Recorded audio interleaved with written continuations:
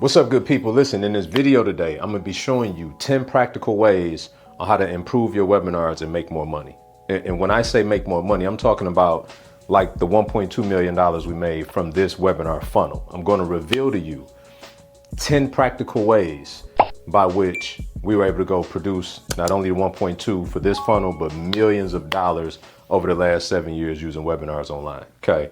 Now, let me just first start by saying this. A lot of people think webinars are dead. A lot of people say that they don't work. Here's what I can tell you. If you don't do what I'm gonna show you in this video, then they won't work and they are dead, okay? The first thing everybody needs to understand about their webinar is this.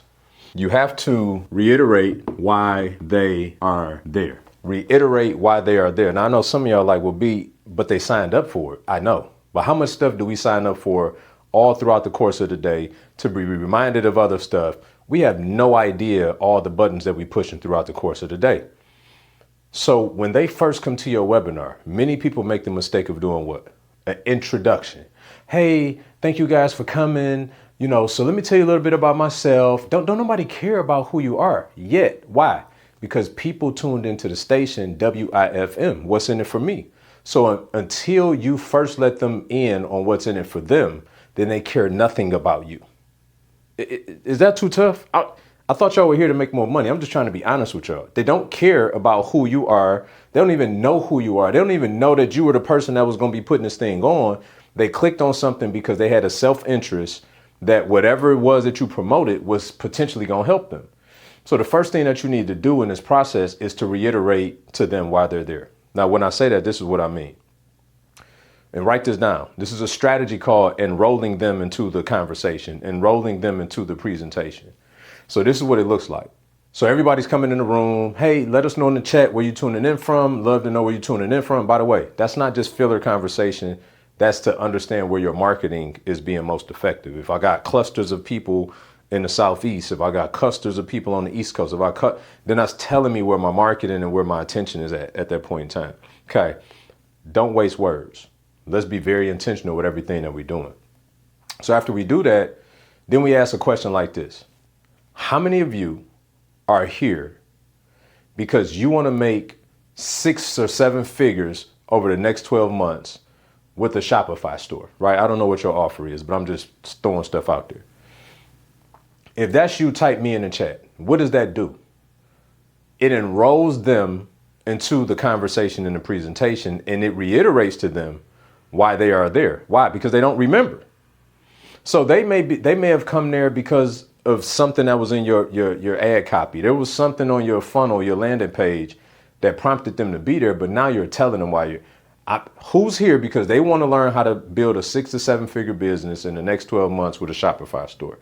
Put that's me in the chat. So what have you done? You've enrolled them into why they're there. Follow-up question. We know that knowledge is not power. Applied knowledge is power. So when I give you this new knowledge over this next hour, hour and a half together, who's going to take immediate action? If that's you, put that's me in the chat. What are you doing? You've enrolled them into the conversation, and now you've got them to make a commitment as to what they're going to do at the end of this thing, which is take action. Now, for some, that will mean take action on your offer. For others, that just means take action in life. But you don't want to waste your time or theirs just hanging out and nobody do anything at the end of it. Does that make sense? Yes or yes? Type it in the chat, right? So that's number one. You got to reiterate to them why they're there, okay? Number 2. Oh, this is good. This is good. By the way, I got a bonus for those of y'all that stay to the end too. Number 2 is create conversation over presentation. So create conversation over presentation. This is what I mean. The presentation is not what converts on the webinar. The presenter does, which I'll get to more of that in a minute. But the point is, you want to make sure that you're having dialogue with them. You see how initially right off the gate, I'm having them respond in the chat. So one of the things that you want to do is to let them know that this is a learning style by which you're going to be teaching them throughout the course of the webinar. So it may sound something like this. So for everybody here, right, statistics show, which is all true, by the way, statistics show that if I lecture you the whole time that you're going to retain about 20% of the information that I'm sharing with you. Statistics also show that if you participate in what's called active learning, where I say things to you and you respond back to me, that you're going to retain upwards of 80%. So let me just ask you guys a question. Would you rather retain 80% or 20% of what I'm teaching? Put it in the chat. 80%, of course. So is everybody okay with active learning where I'm going to say things to you and have you respond back to me? Is everybody good with that? Let's try that out right now. Put yes in the chat if you're good with active learning. What have you done? You've taught them a principle. You showed them that you care about them retaining the information. So what's going to happen as a result? They're going to participate more. Why is that important? Because you create more conversation over presentation. So what happens is a lot of the time people get so married to the method when they should be married to the outcome, which is what I want them to get from this, and be able to date the method by which I get them there. So what I mean by that is this. Some people, and I'm sure that y'all have been on webinars like this, and maybe you've done them like this, where you're so handcuffed to the presentation. You got all these words on your slides, and you're essentially reading to them the presentation as if that's presenting to them. The problem with that is, one, is boring. Two, if they reading all these words from the screen, they're not paying attention to you. Okay. And it's more presentation oriented instead of conversation oriented. If I'm just sitting here talking at you the whole time and I'm not asking you for feedback, then I'm missing out on what you're actually thinking. But if I can have a presentation that I prepared that I know has all of the meat in it that I need to present to you, but I'm also open-handed enough to where as I'm engaging with you in the chat and you're giving me your thoughts, you're giving me your input, you're giving me your feedback or even your pushback, that I'm confident enough to come off of that presentation and have a conversation. I'm pulling certain pieces out of the chat to now make you a part of the conversation instead of me just being the one in the presentation. Does that make sense? But if this is good so far, please like this, get it out in the algorithm and share it with a friend or somebody that you love and care about. Okay. Because we cooking. By the way, if you do this stuff, you're going to make a lot more money. Okay. So number 3, and I just talked about this a little bit. Don't clutter your slides. Don't clutter your slides. Now, I know some of y'all, you're very data driven, you're very analytical, and you think more words or more graphs and more this and more that means more success, and it does not. What it means is most people get more exhausted, me being one of them. I'm a slow reader, okay? I read very well, but I just read very slow visually. So I listen to audiobooks to kind of work around that.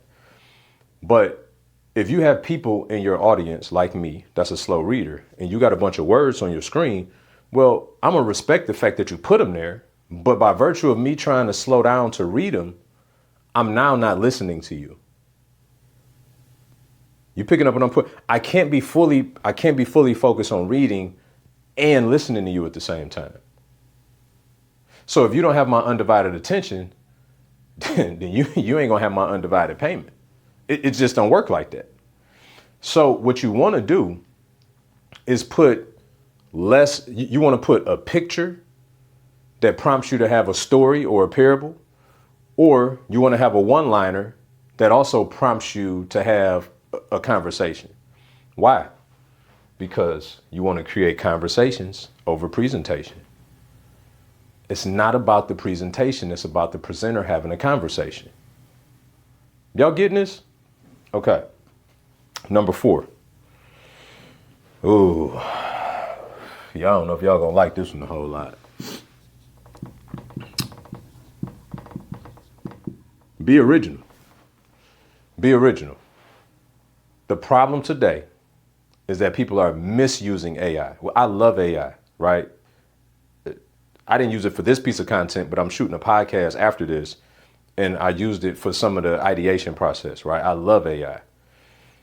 Where people go wrong today is letting AI think for you, letting AI become you. And that's a poor mistake because AI will be remarkable, but it won't always be relatable. People buy because they know, like, and trust you. And in order for them to feel that way, then there has to be some type of human connection in what you're presenting to them. And there's only so many. It's very important that you share real human experience with your audience, because guess what? They're also having a human experience in their life. So when I talk about on one of my webinars how at 17 I was looking at a 4 to 10 year felony, that I got my now wife, then girlfriend, pregnant at 18. I was kicked out the house. I went up to college on a full ride academic scholarship. I flunked out. All these crazy things from this transition from 17 to 18 years old. But then I found my way into the church. I gave my life to Christ. And while I didn't fully understand what that meant, things started falling into place. And I got the case was fully expunged from my record, and I never went to prison. And I got rematriculated back into college, where I graduated summa cum laude. And my now wife of 18 years, we have a beautiful 23-year-old daughter who recently got married this year. That's a human connection. Now, by the way, maybe everybody didn't go through all of the trials and tribulations that I did, but they either know somebody that did or they resonate with parts of my story. AI ain't gonna tell you that. You know that, right? Like, AI is infinite in wisdom. I mean, infinite in knowledge, but not infinite in wisdom. There's only certain things that I understand about life because I've lived it. And that's what the people need to sense from you.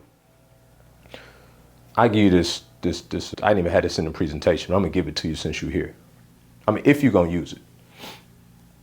You're gonna use it.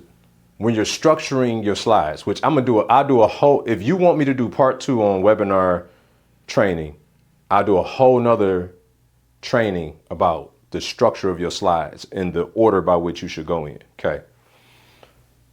But one of the things to that point is this.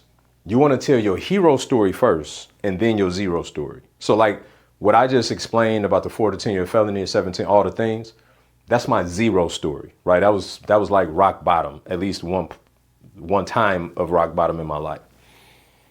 But you want to tell your hero story first, because these people getting on your webinar are strangers. So after you first establish to them what's in it for them, then you want to tell them your hero story, all your accolades. Why are they here, right? Why are you qualified to help them out?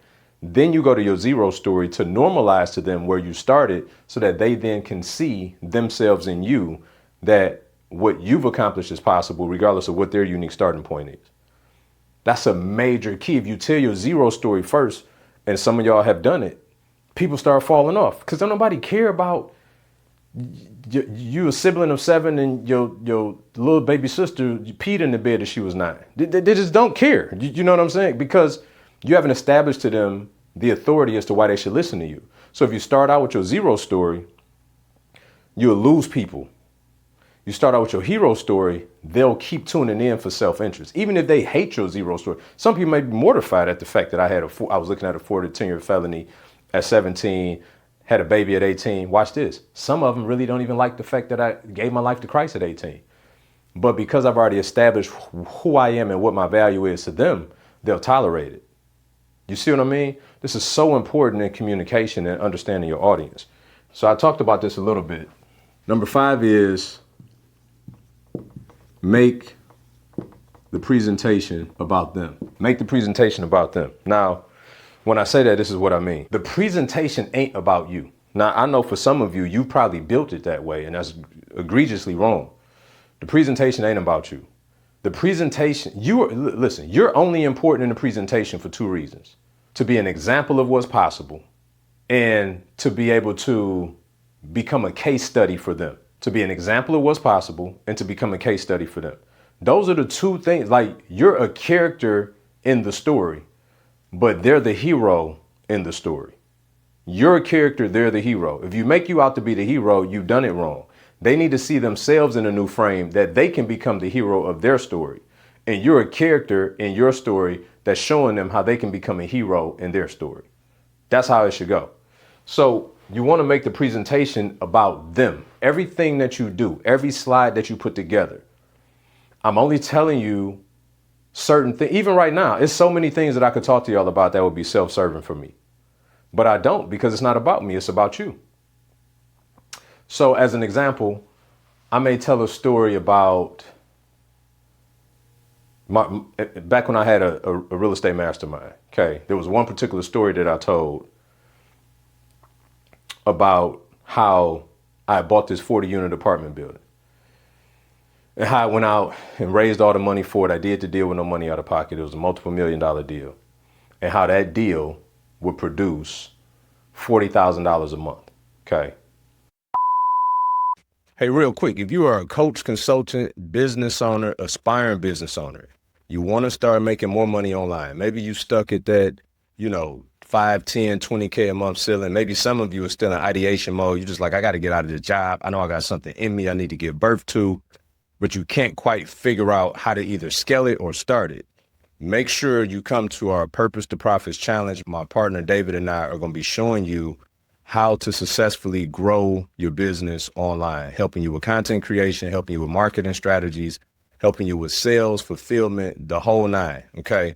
Showing you our exact systems on how we went from not making 6 figures a year, not multiple 6 figures a year, but 6 figures a month and even sometimes 6 figures in a day. If that sounds like you, make sure you click the link in the description, sign up for the challenge. General admission is only $17. All right. $47 for the VIP. If you want to spend 1 hour exclusively with David and I each day and ask all of your questions specifically, make sure you get the VIP ticket. We will see you there, and get back to the episode. I told them that story because, one, it was real. Secondly, because it showed them what was possible, but also to teach them a lesson. And that lesson was this. How many people, how many of you listening to that story go to work every day and still don't produce $400,000 a year? Almost everybody. Why is it that we allow ourselves to go to work every day to make 6 figures a year, which is equivalent to $48 an hour? You can't buy BurgerFi with $48 an hour, right? Me and my wife go to BurgerFi, it's $48. This is the equivalent of what we trade our time and our life for the form of compensation. Meanwhile, if you had specialized knowledge and skill, you could go and put together a deal like this that produced $400,000 a year without you not even having to use your money and a lot less of your time. Because once you got the deal set up, it pays you and you put people in place to maintain it. So you see how, even though it was a real life event for me, it showed my credibility in what I do, but it also gave them the ability to see themselves in a new frame and taught them a valuable lesson. That as long as you trade in time for money, you're always going to be broke. The only way to get wealthy is when your money is at work independent of your time. Is this making sense? I just wanted to give you all a practical example of what I mean by, yes, the story seemingly was about me and the fact that I bought this apartment building, but that was really a backdrop to everything else that I was trying to teach them about them. Okay. Is this good? Let me know in the chat if this is good. Let me know in the comments. If y'all do this one, man, oh man. You want to use case studies instead of testimonials. Right? Now, testimonial is extremely important. Why? Because, and it's even scripture, I'm paraphrasing, but it's always better for somebody else to talk about you than you talk about yourself, right? So testimonials are phenomenal for that. Video, even better. I know a lot of times y'all like clip them and just kind of put all of the text everywhere with AI. I mean, we live in a trust recession, right? People want to trust you more. They're going to at least want to see video, even though video could be AI, but there's just still a higher probability that that's real than just these cut and paste of these texts, right? But when you post a testimonial, it seems self-serving.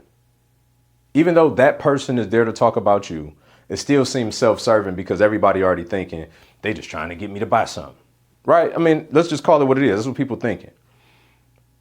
So instead of using testimonials, reframe them and call them case studies. What's even better is if you do what I'm going to show you in the bonus after number 10, then you can really leverage these case studies to prove an entirely, like if you use these case studies in the way I'm going to show you in the bonus, your webinar will start printing money like you would never believe. Okay. But the point is, just by that nuance of a change and calling it a case study, which is something that people can examine and see themselves in, versus a testimonial that seemed like is self-serving, psychologically, it changes the game. Okay. And so one of the things that we teach our clients inside of our mastermind, because we coach coaches and consultants how to do this stuff at a high level, how to have 6-figure days, 7-figure years in their businesses. So we teach them everything that I'm teaching y'all, but in greater detail, obviously. And so one of the things we show them is you take these case studies and you use the case study to solve a problem that you're teaching. So by creating this problem, then I solve it with a case study. Then guess what that does? It still shows me as the authority before me ever having to say that I'm an authority.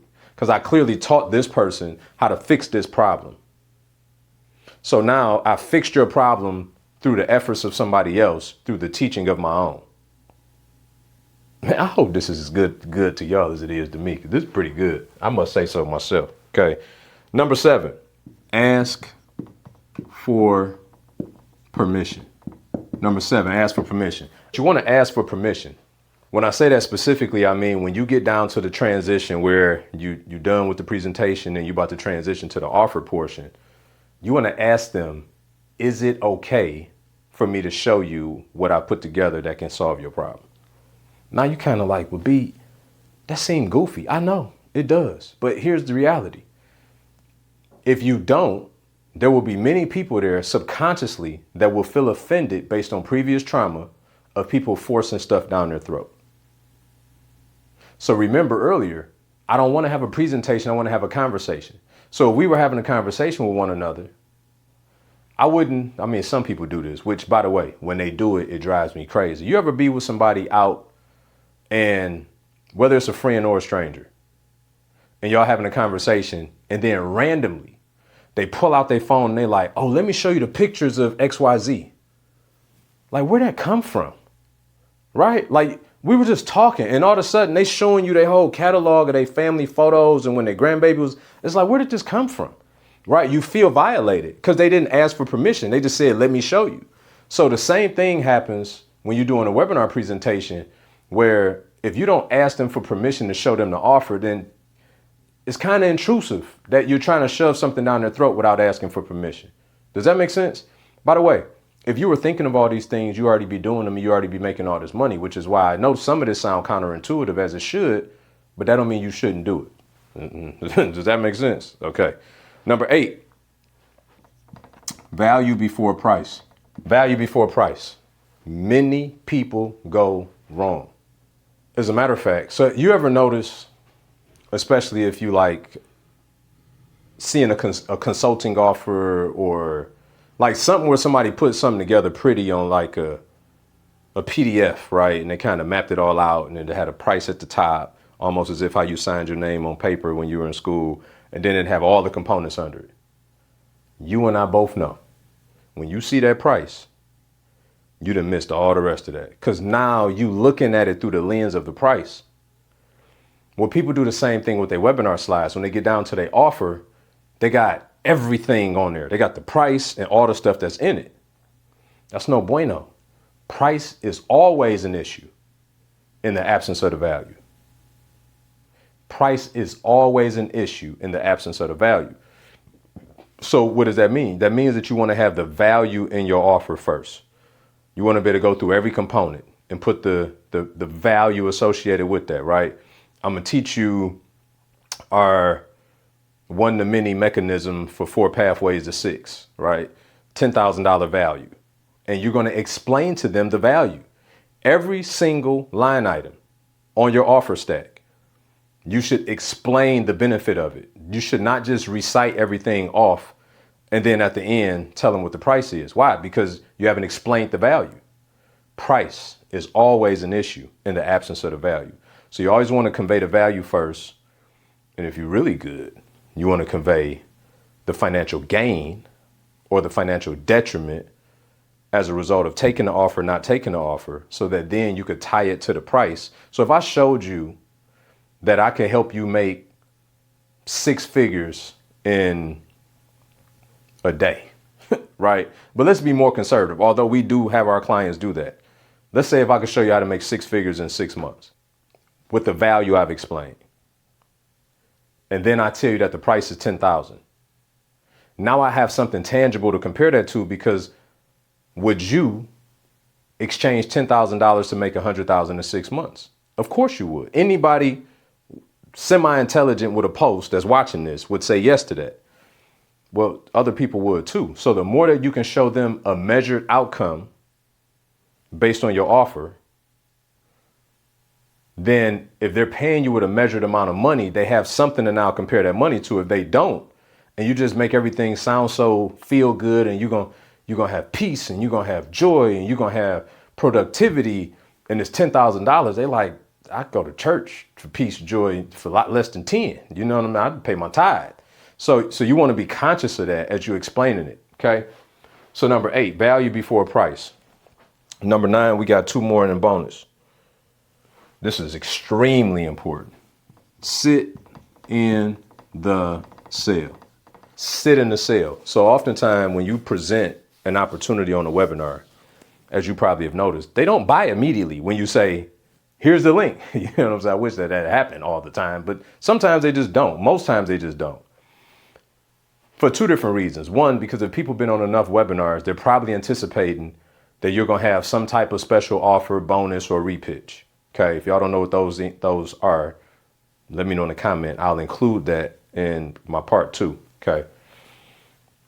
So they're kind of waiting to see when the next shoe gonna drop. They figure if you're desperate enough, you probably start discounting it if people ain't buying, etc.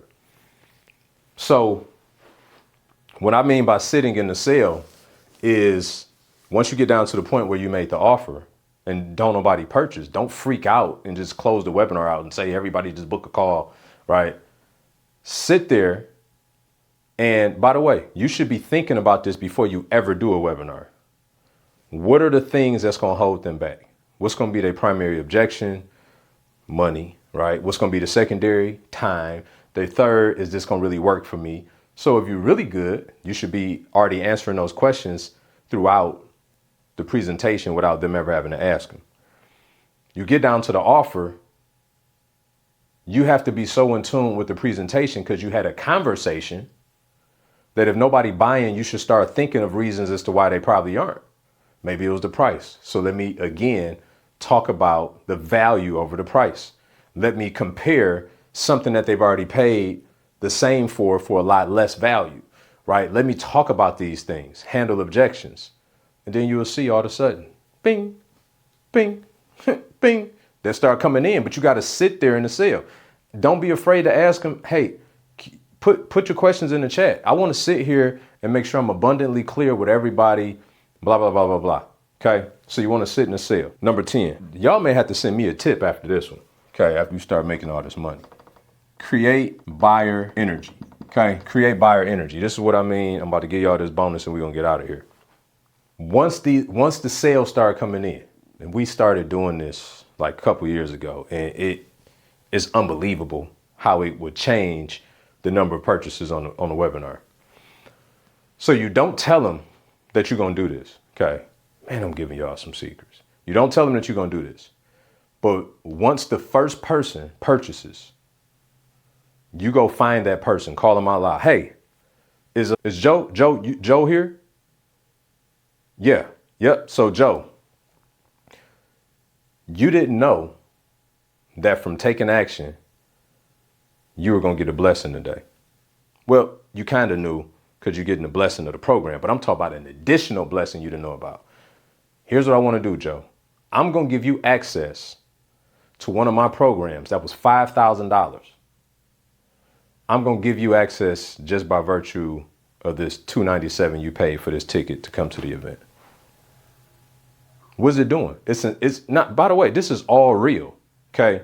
I'm giving Joe not just like some foo-foo template. I'm giving Joe real value in another program, maybe a course or something that you got pre-recorded that doesn't take away from the thing you're going to be offering. And I'm incentivized Joe in front of everybody.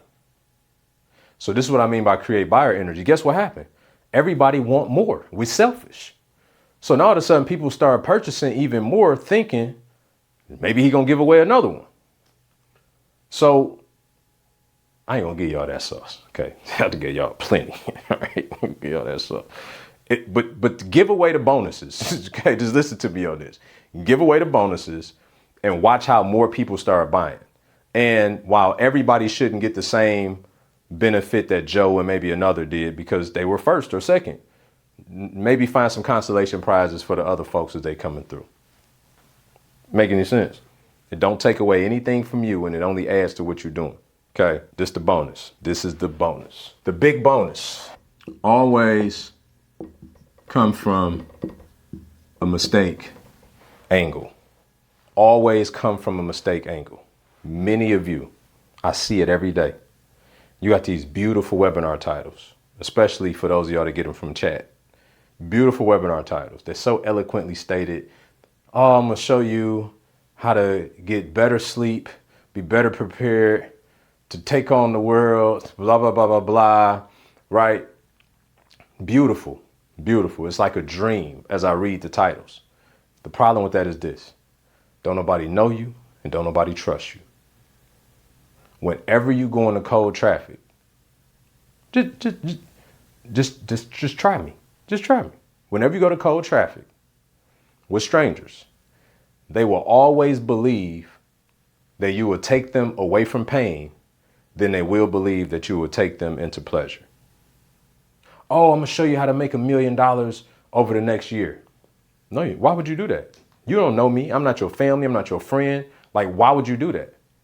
But if I said, I'm gonna show you the 10 mistakes that people are making pursuing their first $1 million in this industry, oh, I'm tuning in. Why? Because I'm selfishly, I want to know what's these 10 mistakes so I can avoid them. So if you come from a mistake angle, and for those of y'all that was paying attention to my previous part about case studies. So if you come up with 5 mistakes and you come up with 5 case studies, which are testimonials that you've reframed in the case studies, and you show this case study saw this mistake, then that means that the biggest mistakes that they can make, you've already proven that you've helped people avoid them. And so now you got credibility. They now see themselves as to how they can be the hero through the case study. So guess what they do? They figure out what card they're going to use. That's what they do. If you want to get more people to opt in to your webinar, stop promising them paradise and promise them that you're going to show them how to avoid the biggest pitfalls and problems. And as a result of showing them how to avoid the pitfalls and problems, guess what you're going to do? Print paper. If this blessed you, let me know below. Share it with a friend, like it so it could get out in the algorithm more. And I will see you guys in the next one.